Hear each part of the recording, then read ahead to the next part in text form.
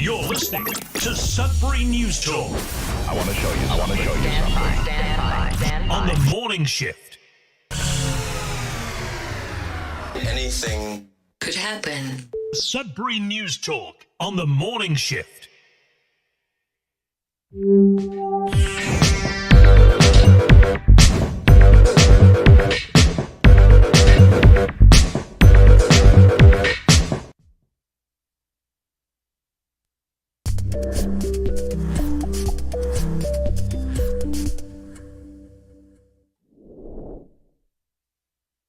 All right, good morning, everyone. Welcome to Sudbury News Talk on the morning shift. I'm AJ Walsh. Glad to be here with you. I'm glad that you're here with us.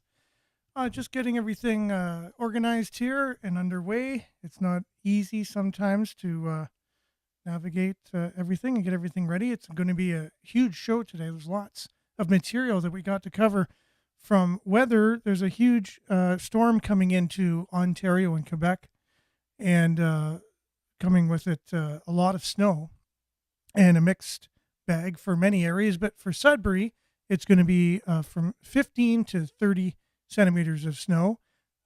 Buses are running in Sudbury, however, are canceled on Manitoulin Island. And so we want to just kind of get that out of the way. I'll reiterate that again as people are just coming on the show. So yeah, there's that. There's the Lido Hotel has just been started to be demolished. So a little bit more on that. We also have more broader news today, other local news. Got a little bit of sports. The Sudbury Wolves are in action tomorrow night. The Five are in action on Friday. We also have a deep dive into what we were talking about yesterday. It just happened to be we got on a topic or a little bit of a rant. All of us who were on yesterday on somebody's experience going to the Sudbury Arena, and basically it's cashless, you know what I mean? So we have just yesterday a bunch of information just came in. Canada's admitted or trademarked actually a digital currency. So we'll talk about that. We'll talk about where does that come from? What's the UN's responsibility in that, and there's a movement to separate Canada from the UN from some politicians. So anyways, and then the UN, one of I think it's goal 16 is to implement a digital currency, right? So you see how the UN's goals are part of Canada's goals, and then ultimately they also have infiltrated cities as well. So there's the cities' goals. So yeah, there's a good discussion to be had of, do we still want to continue taking marching orders, right, from people other than living in this country? So yeah, there's lots to talk about. So let's just get diving right in. We'll start off with some weather, sports. Your comments are working today as usual. We'll get them up on the screen. We're live right now on CKLU 96.7 FM. CKLU.ca. Just click on the Radio Player Canada app. You can download us and take us with you and listen to us anywhere, anytime on your favorite device. And make sure to like, share, subscribe on Facebook.com/Sudbury News, YouTube.com/Sudbury News, and mainly comment, because that's where we basically, that's the reason for the show. We have a comment, we have a conversation about the things that we talk about, the things that are important, that are going on in our local community, in our region, in our country, in the world, and trying to make sense of a very confusing and getting more confusing each and every day world. So there we go. Let's dive into some weather. We'll have sports and local headlines, your comments, a deep dive today into digital currency. It's something that we will probably see sooner than later. Like it or loathe it. We'll be back right after this. Stay tuned.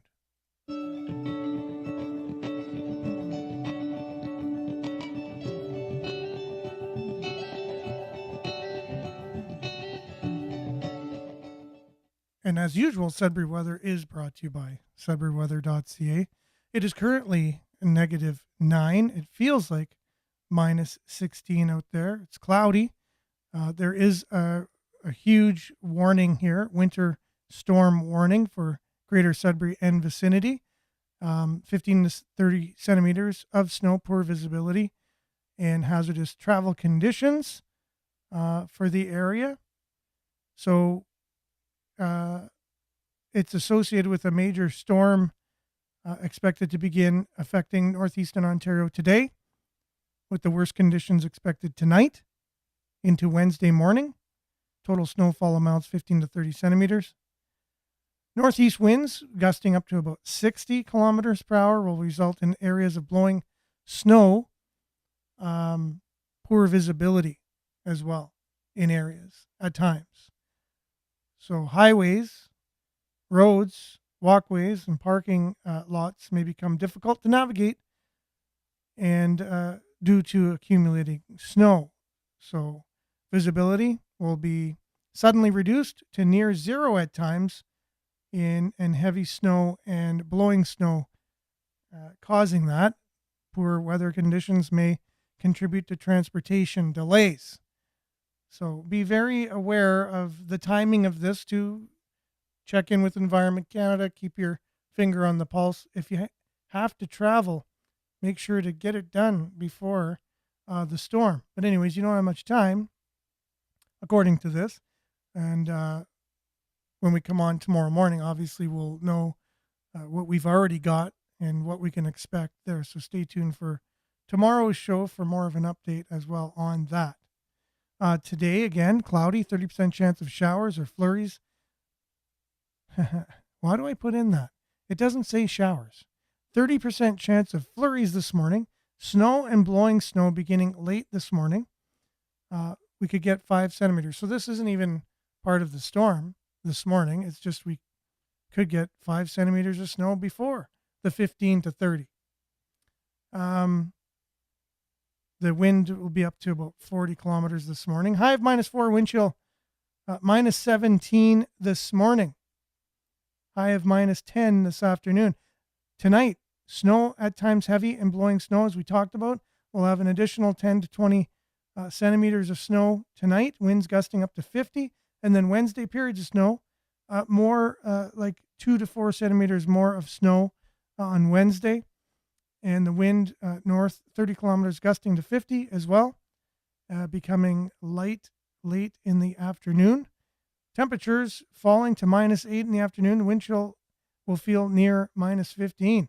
So -10 today, -15 tomorrow are your lows with the wind chill again, right? So, and then Thursday, a 60% chance of flurries as well. So you can also expect more snow on Thursday. -10 is your high. So it's getting colder and colder. The wind chill will probably be about -20. Friday, sunny. So after all that, as we expect it where we live, after we get bombasted with a huge storm, then you get one day of sun and cold, right? So high of -11, sunny on Friday.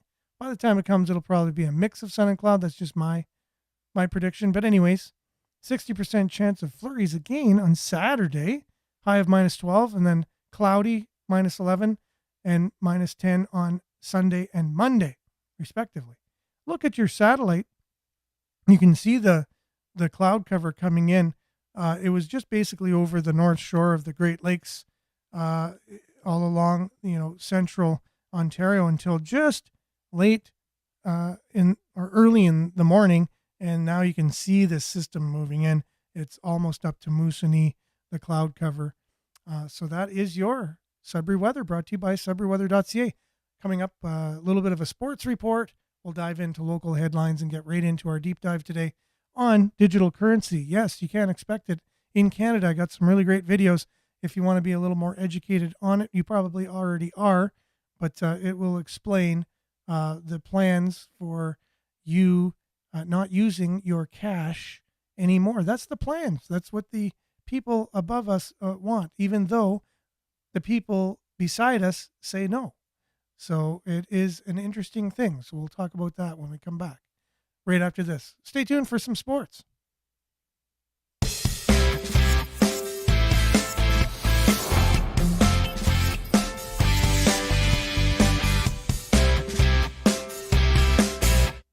Your Sudbury Wolves are in action tomorrow night at the Sudbury Arena, right here in Greater Sudbury. And they have come off some pretty big wins. But this game on Wednesday is no less of an important game. They're facing the Mississauga Steelheads. They're nipping on their heels in the Central Division. But they come off a massive couple wins Friday night. The Wolves took on the Brantford Bulldogs in a matchup where the Wolves prevailed, claiming first place in the conference with a 7-4 win. Then, the next night, saw the best team in the Eastern Conference play the best in the West, the Kitchener Rangers. They were down 5-2 in the middle of the second period, and they came back, stormed back, and won 7-5 against Kitchener, as we talked about yesterday. If you didn't see the games, they were incredible. Mississauga, though, who are coming into town on Wednesday, they're only 3 points back of the Wolves for first in the Central Division. So again, you have the Wolves, the Brantford Bulldogs, the Steelheads neck and neck and neck in that division. So it's going to be a hugely important game. The Steelheads have some NHL draft prospects that are just tearing it up this year. So it's going to be a great battle. Wednesday's game is proudly sponsored by Bruce Power, who will be on site with great prizes for fans. One lucky winner or fan will also have a chance to win an iPad, courtesy of Bruce Power. And they are a proud sponsor of the Pediatric Oncology Group of Ontario, or POGO, and the important work that they do to help ensure that everyone affected by childhood cancer has access to the best possible care and support. So anyways, you can visit their table in the lower concourse or lobby for more information. Walk Up Wolves Wednesday will feature free parking and special walk-up prices. Fans can save $5 off their tickets. They're exclusive for the end zone seating only, just to know this. Pack the den for Wednesday's matchup. Single game tickets are on sale now. Secure your tickets early at greatersudbury.ca/tickets and at the Sudbury Arena box office. Following Wednesday's game, the Wolves head on the road to face the Sarnia Sting Friday, the Windsor Spitfires on Saturday night. Fans can follow the Wolves on the road by tuning into play-by-play right here on your favorite station, CKLU 96.7 FM, CKLU.ca, and a lot of times on Eastlink. You can watch the games, but I usually turn on the radio.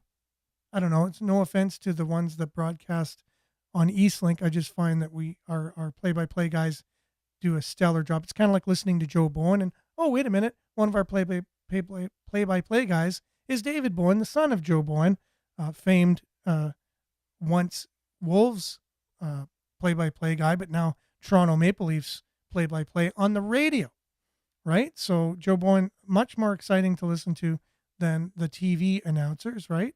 And much is the same for our CKLU group. If you get a chance to do that one day, just let me know how it goes, because I think it's an exciting way to watch the Wolves by listening to CKLU and watching them on TV. Anyways, that's your Sudbury Sports, brought to you by SudburySports.ca. We'll be back with local headlines, much, much more. Your comments. Stay tuned. We'll be right back.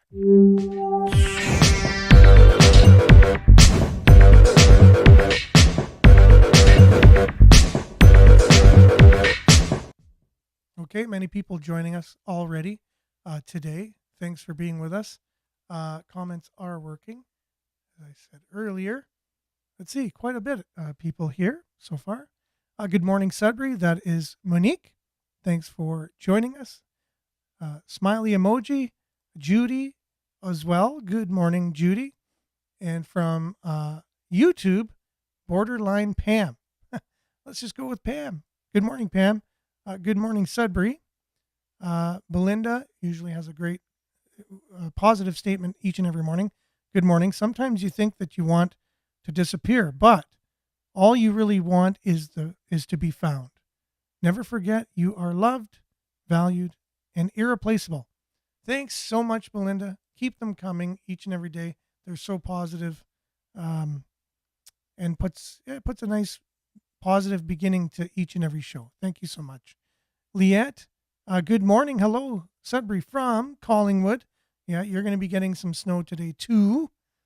No stranger to snow in Collingwood, that's for sure. Maurice, good morning. And also from Pam again, a new quote I found that I absolutely love is we pay the highest price to live the lowest life. That's interesting. It seems to be that's the way it is these days in Canada, right? Well, I don't know about the lowest life. Our quality of life, when you really put it in perspective and you really are grateful for things, it really is.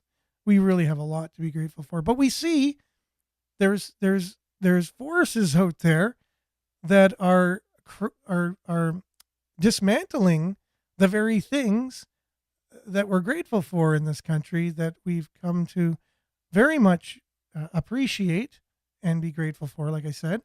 But there's forces dismantling the very pillars that hold these types of things up, the foundations of our way of life. We'll talk a little bit about that today with the digital currency. It's one of those things. We pay the highest price when we live the lowest life. That's another way of looking at it. So, Miles, the Wolves have a new defenseman. That is true. And they traded with Peterborough. We got the Peterborough defenseman for sure, but captain. Pretty crazy stuff there. Thanks for reminding me of that. I was going to mention it. So, yeah, we're getting better and better. We're making a run for it. You can tell. We're going to make a run for it this year. This is the year of the Wolf. Good morning from Espanola. Denise, much appreciated. Leandre, with this government, we do not have to say we do not have a say on digital currency. Correct. Although we'll read the article and it will say that they said they're going to come to the people and ask us what we thought about it, but they're not going to apparently. They're just going to go ahead. Digital currency in their first ditch effort to take control. Also, what we just went through the last 4 years, probably an effort as well. There was a lot of control going on. I don't know if you noticed that. Much control in the guises, I guess, using the idea of your health as the reason. There's always a Trojan horse, right? We're coming to save your health. Meanwhile, just do everything we say. Get an app. You're going to be tracked. You're going to lose your job if you don't do what we say. You got to do everything we say in lockstep, or you're a dangerous citizen to society, says the government of the world, right? So we've seen that already. The digital currency is the next step for sure. We aren't living it, we aren't having it. Massive vaccination was the beginning. We're on the same page. We, the people, are such a strong line of defenders. Yeah, it's always been the people. That's what the elite are always afraid of. They're always afraid of people that they're controlling, right? It's almost being afraid of your farm animals, you always wonder, that cow has the ability to just jump that fence. Why don't they? Or that horse could just kick me square between the eyes. Why doesn't he? Or my dog. If my dog just lost his mind, he could just tear me to pieces. You know what I mean? Really, when you think of it, your domesticated animals have the ability to do a lot of harm if they wanted to, and we are looked at much the same. Good morning, everyone from Barrie. Yes, Maurice, liked and shared. Thank you so much. And yes, the snow is coming for us today. Liette says, yep, no snow yet, but it's a-coming. And that is 100% true.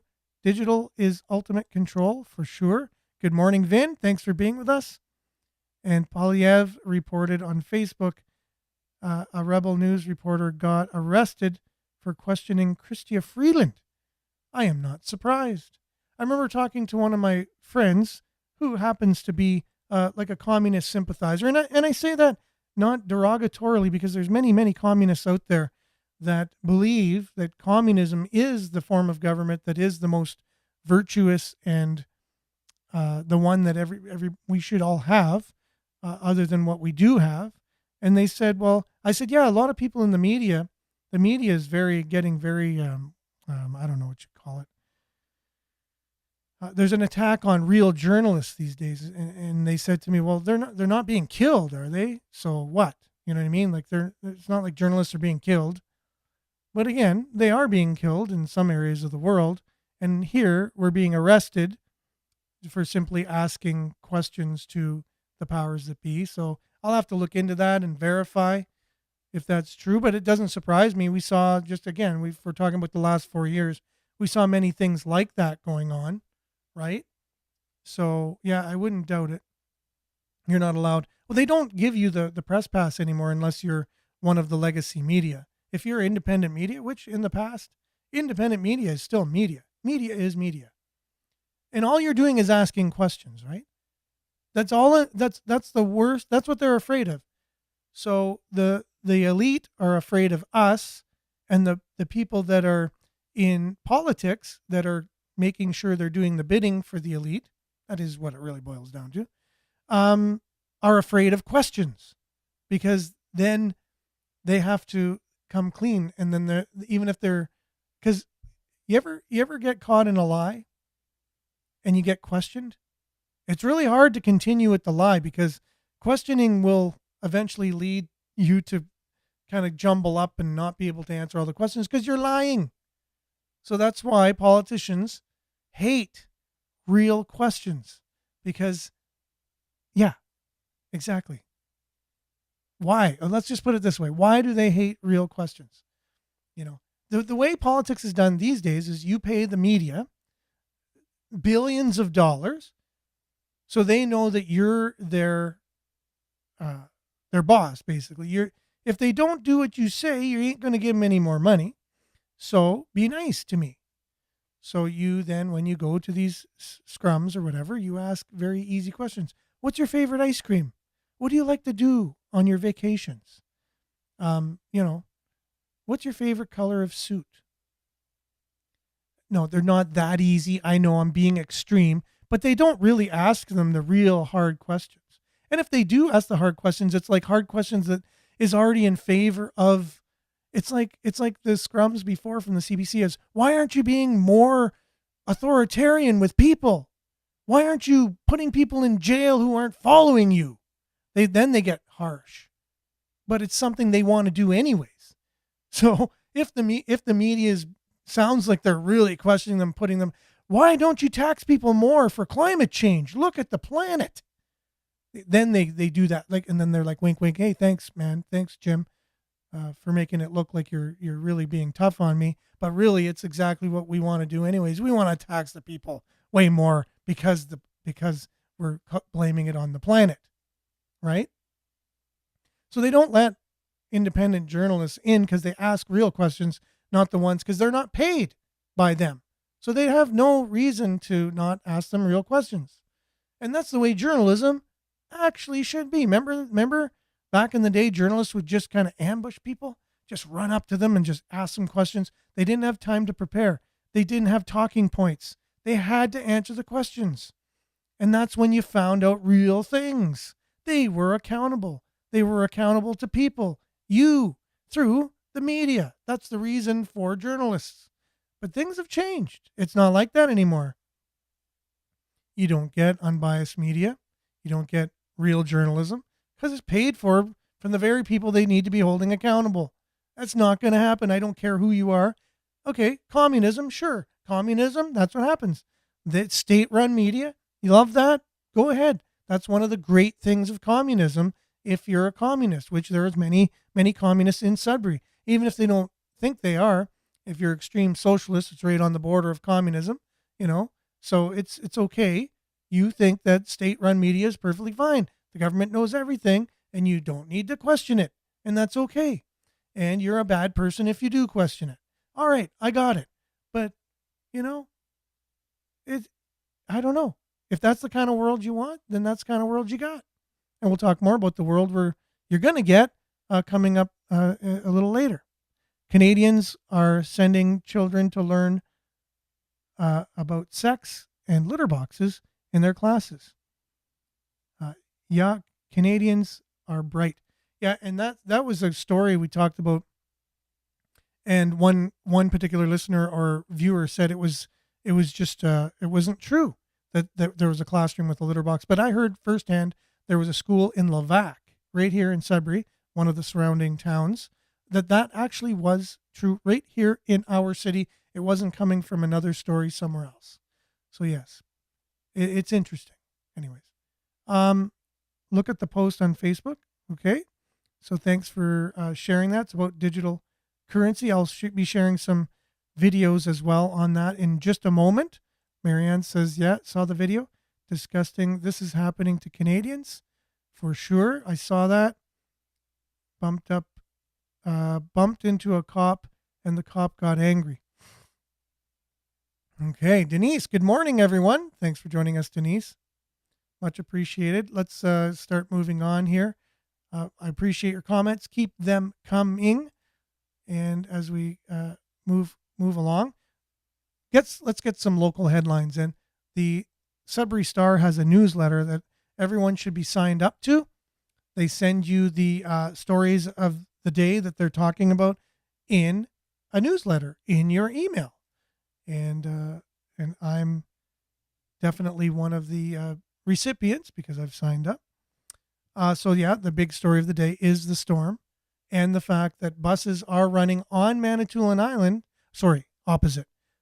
Buses are running in Sudbury, but not on Manitoulin Island or I believe the North Shore. So make sure to just double check that, see if there's any updates. If you have children that are taking the bus this morning, that's the latest that I have anyways. Yeah, like Peter is saying, I thought that was interesting too, the fact that they're leaving the schools open. You're saying to close them and to be safe, and I would agree. I was wondering about that because the storm is going to be hitting us in the afternoon on Tuesday, right? We don't know how bad it's going to hit right off the bat, and that's when the children possibly will be coming home from school. So that thought crossed my mind as well. Teen brought sword to school, and the judge wants to know why. That's the headline from the Sudbury Star. I think we need to dig deeper, says Justice Leonard Kim, who ordered the pre-sentence report before deciding on punishment. So that's interesting. If you want to read more on that in the Sudbury Star, a survey says, now this is big news as well, on Sudbury.com. So maybe we'll read a little bit more into that. But the survey says that health workers in Sudbury and across Ontario are worried about the system. The results are alarming to say the least. How are we going to keep our hospitals functioning without staff? So I've oftentimes said our healthcare system is broken. And I remember one irate listener or viewer came on and just berated me with offensive language because I said our healthcare system is broken. But yet the healthcare workers themselves, just in a survey, are pretty much saying the very same thing. They feel that it's broken. Now, Franz Jalina said yesterday, we need billions of dollars more, and that'll fix it, But let's say, if a dike is broken and you just add more to the broken dike without fixing the problem, the dike is like a dam, right? It holds back the water. And if there's a crack in it, huge cracks, if you don't fix the cracks, it doesn't matter if you add on to that dam or make more dams, there's still going to be water coming through and maybe even more. Maybe it'll get even less run effectively if there's more money. Is that the only thing that can fix our healthcare system? Is just more money? And where's the money come from? It comes from you and I. It's about time we really looked at things. I know yesterday a friend of mine came on and was very adamant about communism and a communistic socialist leader in healthcare back beginning in the 1930s. I went and researched. There's statues of this particular person in China. He's from Gravenhurst. He has his own little museum and things like that. And if you want to look at the comments from yesterday, Pete Paradis shared some of that, and you can look up that individual's name. but he was all for universal health care, right? And no matter what system we have, whether it's socialism, communism, capitalism, they're all flawed forms of economics and government. None of them are perfect, so you're going to find faults with all of them. But what's the best one out of all of them? And that's still up to debate, right? It's still up for debate. I was watching quite a few videos yesterday on the three main ones, anyways, and it's a big discussion. I don't know what we're gonna do, but we're on a train. The world's on a train. We're heading somewhere, and the discussion is now over. You know, the climate is the huge thing in the world. It's the boogeyman, and we got to fight it, and that's what we've decided we're doing. And you need to be tracked because you are causing problems with the climate, and you need to be kept under wraps. And you need, anyways. So I digress because that's what we're getting into later. CTV covering the Lido Hotel that was just starting the demolition yesterday. And so let's just check in on CTV's coverage of that. The Lido being torn down to make room for the whatever is going to be built, whether it's a new arena, a refurbished arena, a conference center, casino, whatever, parking complex, whatever it is, the city's going ahead and making the land available for whatever we are going to build in the near future. So CTV's got more on that. Good Monday evening. Thanks for joining us. Marina is away tonight. We begin with the demolition that started up today on the old Lido Hotel in Sudbury's downtown core. This is a building that's been there for over 100 years. It's been a tavern and a strip club and then a low-rent housing place. But it's being removed as part of a plan for redevelopment in the downtown area. CTV's Alana Everson reports. Brick by brick, the former Lido Hotel is coming down as excavators peel down layers of the building. Well, we've got two long stick excavators here because of the height of the building. And we had one on one side, one on the other, and start peeling the brick and the block off from the top coming down, and we're going to get the wood after that. The city says people have expressed interest in the sign on the former hotel.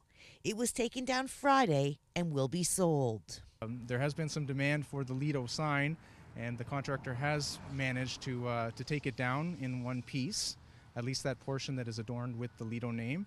And so the city will be putting it up on an auction in the near future if anyone does want to acquire it. The contractor and the city confirm cement and bricks will be crushed for recycling, with the steel to be cut up and recycled. The contractor says by the time demolition is complete and the site is backfilled, it will be 2 to 3 weeks. 2 streets and sidewalks around the site are closed off. Safety is a top priority, and so they need to plan out how the demolition is going to take place and where that material is going to fall, how they're going to take that material off. And as you can see, they're taking it off in piece by piece, layer by layer. It's not that kind of grand implosion that some people often think of.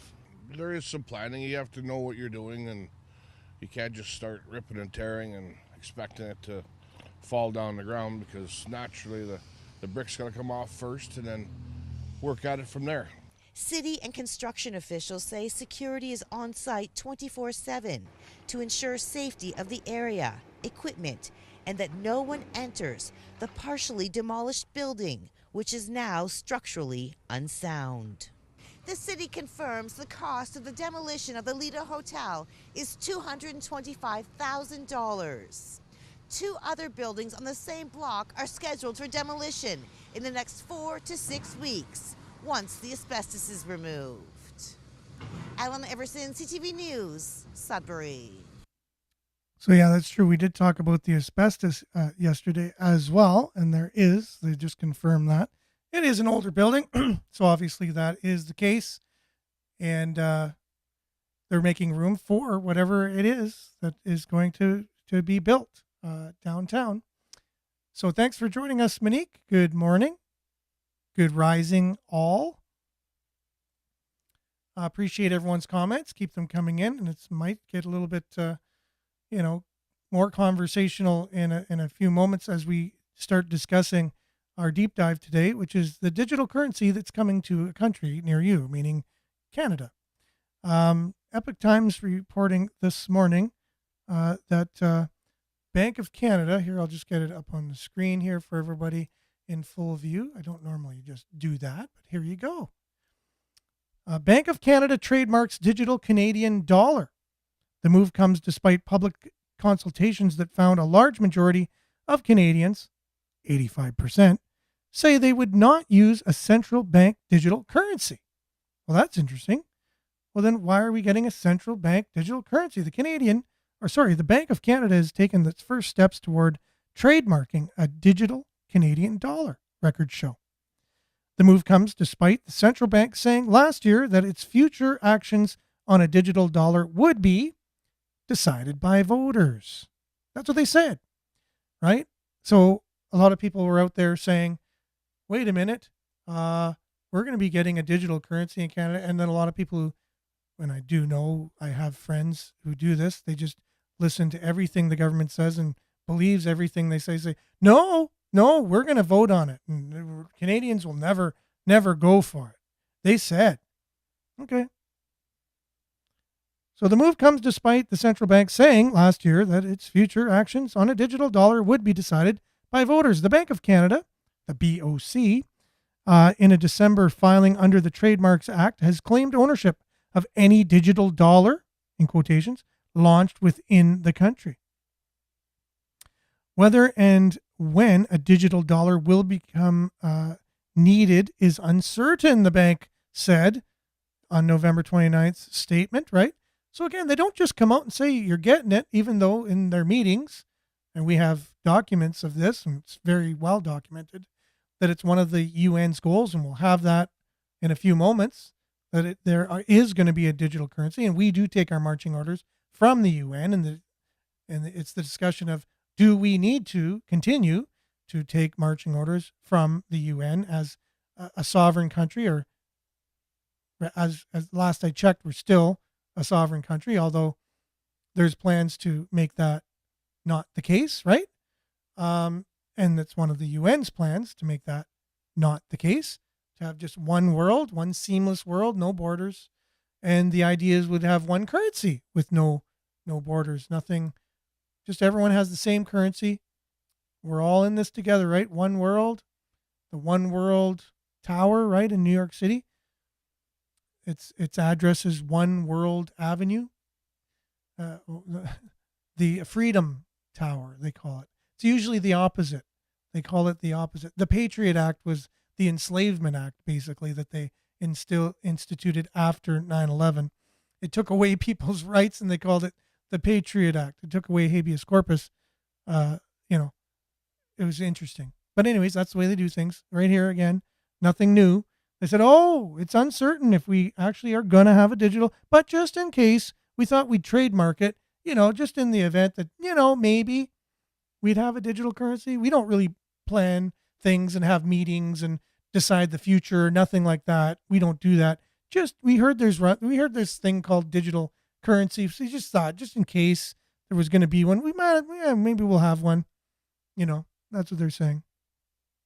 Ultimately, the decision to go ahead with digital dollar belongs to Canadians through their representatives in Parliament now. So it's not people, it's now the representatives in Parliament that will make these decisions. A lot easier to get things done that way, right? And it doesn't have to necessarily be something everyone agrees on, as long as the people in Parliament decide on it.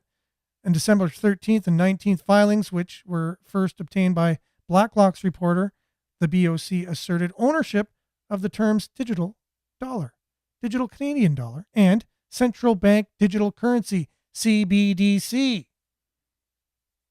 That's the universal one. That's the one that we're going to be getting for the world. In both English and French, under the Trademarks Act, the bank did not explain its reasons for the filings because they don't have to. They're not accountable to answer questions, right? They don't have to answer questions that they don't want to. They sent out a press release All the stuff that they want you to know is in there. No one's going to answer a question they don't want to in positions of power. They're not accountable to you. It's not like you pay their salaries or anything, right? And it's true, we pay the salaries of those that represent us in Parliament. And the bankers of Canada ultimately make their dime on our dime, right? It's our money in the bank that they're making money from. So it's still the same thing. And if they are representing Canada in any way, shape, or form, they represent the people. But no, not having any of it here. So yeah, there's a really great podcast that I follow. It's Alberta News and Views. And you know what was interesting when I was making the name, the tagline of our particular show here, and I said Sudbury News and Views. I didn't even know this particular gentleman was doing this in Alberta. But anyways, I like listening to him. He's got some good stuff. And he's talking about the very digital currency. And the reason why he did this is the second podcast he did yesterday. And it was on the tail of another podcast he did where he was talking about a cashless arena in Edmonton, right? And he was going off on that. And then he found out this, so he had to get on and talk about this. So we'll just listen on. Hello, ladies and gentlemen. Welcome to the best podcast in the prairies, Alberta News and Views. Today is Monday, January the 8th, 2024. And did you know that the Bank of Canada has quietly taken steps to control a digital Canadian dollar? Despite public claims it has no interest in the scheme, records show. The bank, in a Christmas filing under the Trademarks Act, staked ownership of any digital dollar launched in Canada. In terms of digital currency, though, it is not under the current legal framework to do so. Unbelievable. This is from Blacklock's Reporter. Make sure you give them a follow. They do great work. Great work. Nobody wants this thing. I made a video this morning on how venues across Canada, I specifically singled out Edmonton, on how they are having cashless venues. It is written right in their bylaws. They want cashless cities, which is cashless societies. You can't have a digital dollar while everybody is still in love with cash. So what they're going to do is slowly transition everybody out of cash and then slam us with a digital dollar. Of course, all of these new bylaws and everything comes into effect January 1st. When they file this right before January 1st, they file it on Christmas to trademark it. Are you kidding me? Canadians reject digital dollar survey. A November Bank of Canada report on public consultations with 89,423 Canadians said that a large majority, 85%, would not use a central bank digital currency. 12% say they would potentially use it, and 3% were unsure when asked if there were any circumstances in which using a digital Canadian dollar would be preferable to their current payment methods. 92% said no. It also found that 79% of respondents want regulations put in place to require merchants to accept cash payments. Listen to that. 79% of respondents want regulations put in place to require merchants to accept cash payments.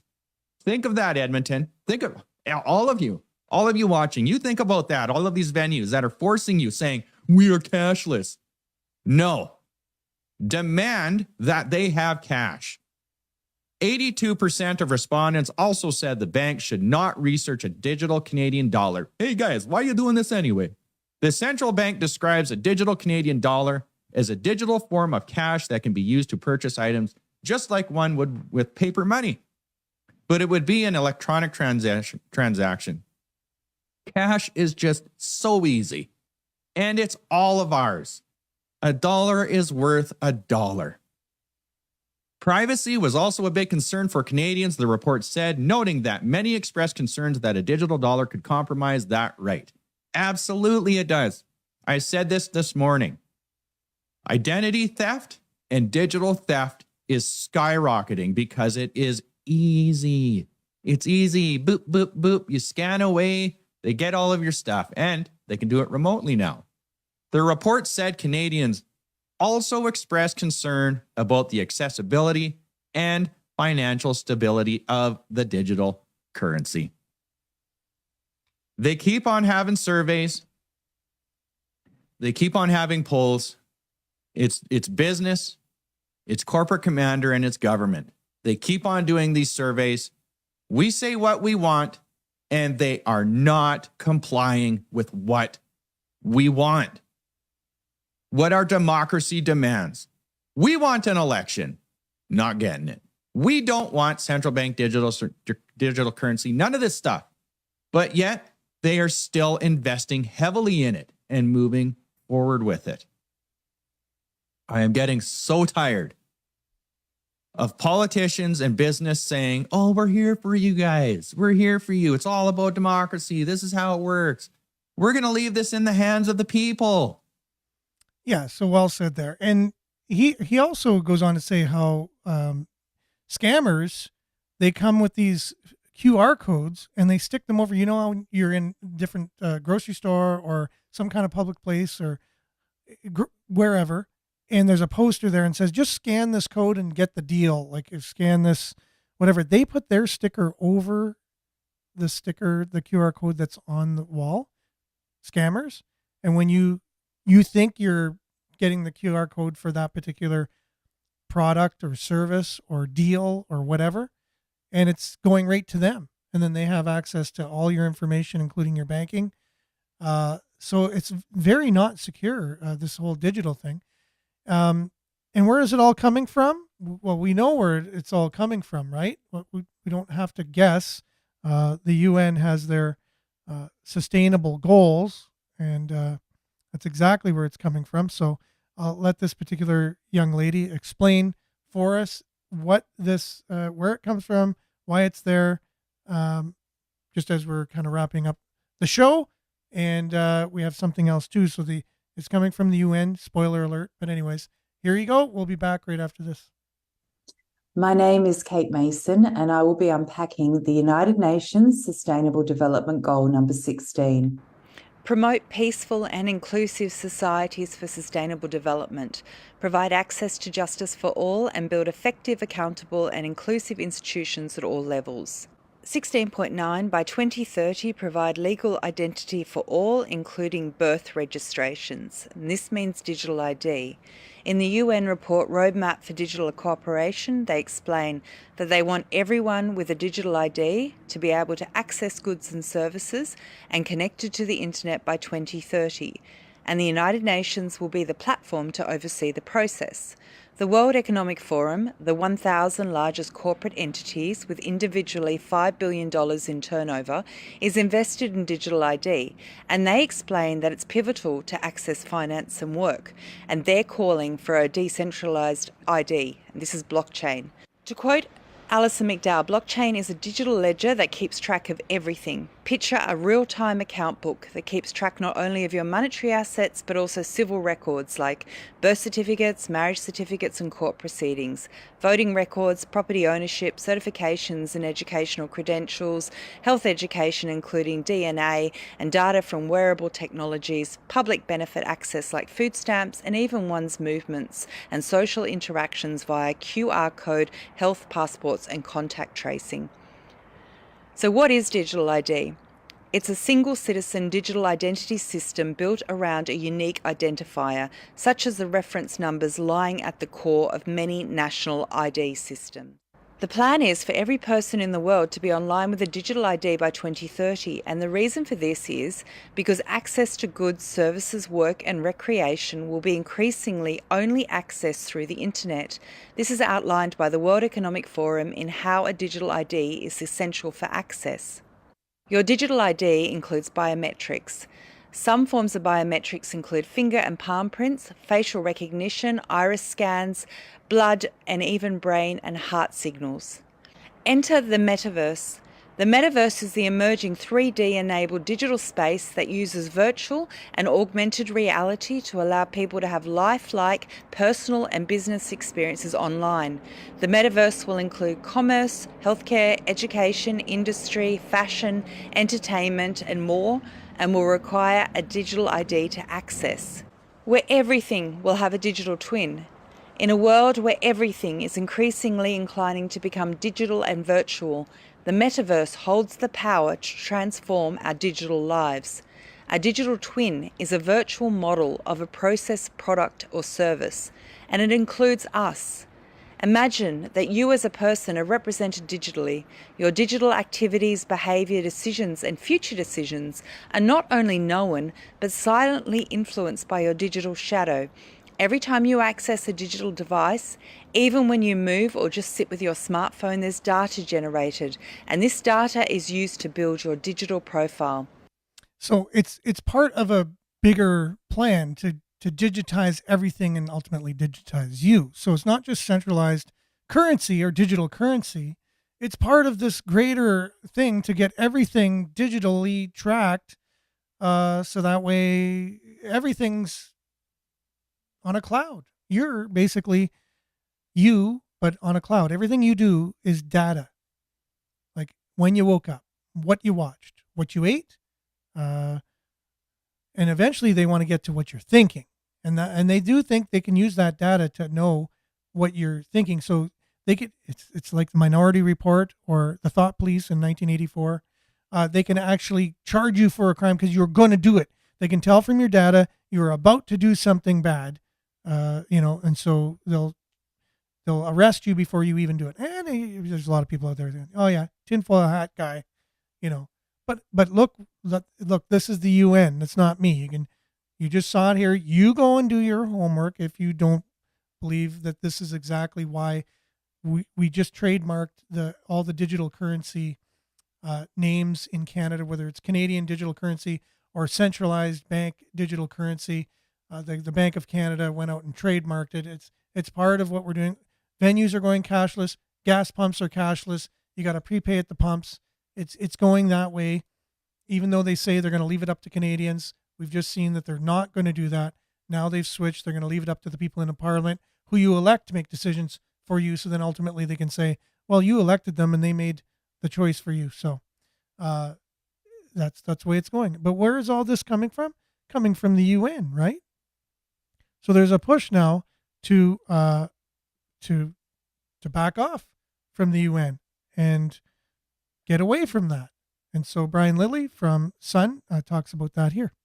The Trudeau Liberals are losing their minds because some people don't think Canada should be in the United Nations. Hi, I'm Brian Lilly, political columnist for the Toronto Sun, and it's fascinating to watch the Liberals try and manufacture a little bit of outrage this week over, well, comments from one Conservative MP, Leslyn Lewis, who's long been a critic of the United Nations, in support of a petition E4623, which calls on Canada to leave the United Nations.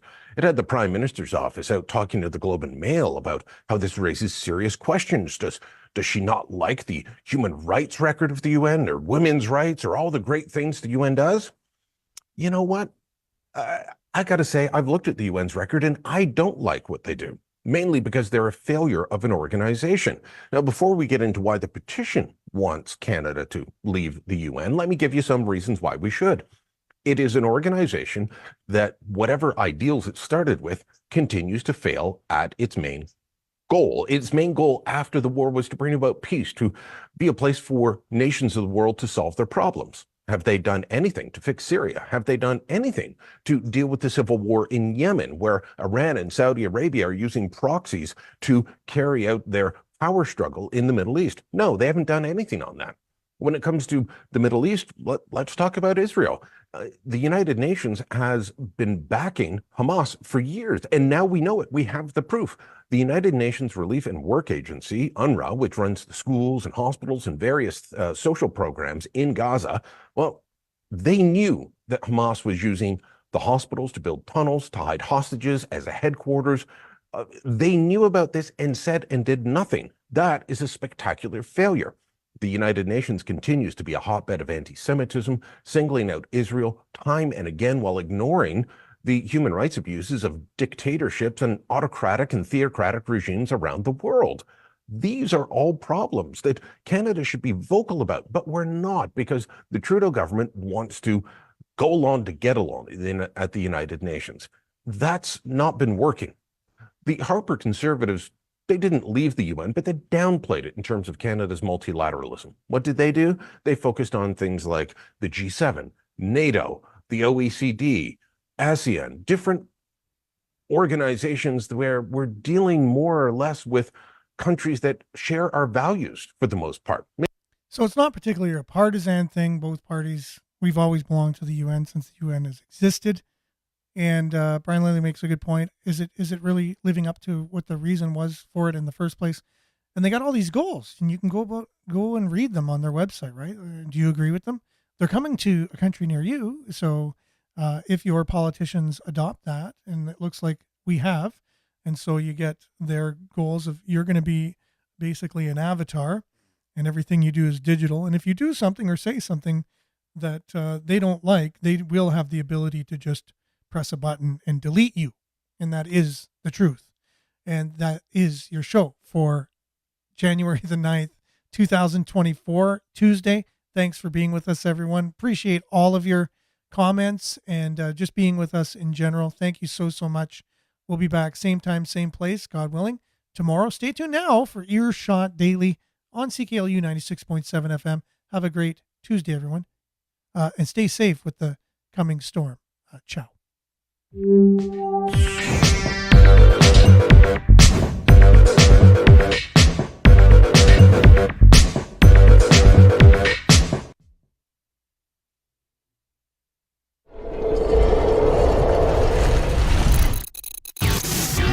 This is Sudbury News Talk on the morning shift.